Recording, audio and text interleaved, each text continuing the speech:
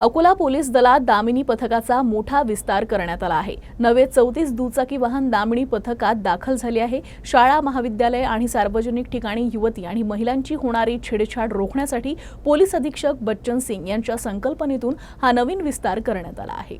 38 महिलांचा समावेश असलेल्या दामिनी पथकाची आजपासून स्थापना करण्यात आली आहे।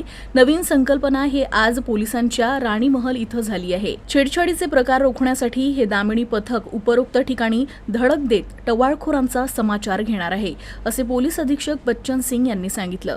अकोला जिल्ह्यातील सर्व पोलीस ठाणे स्तरावर नव्यानं विस्तार करून हे दामिनी पथक कार्यान्वित करण्यात आलंय आणि यासाठी 34 दुचाकी दामिनी वाहनांचा आज लोकार्पण सोहळा पार पडला।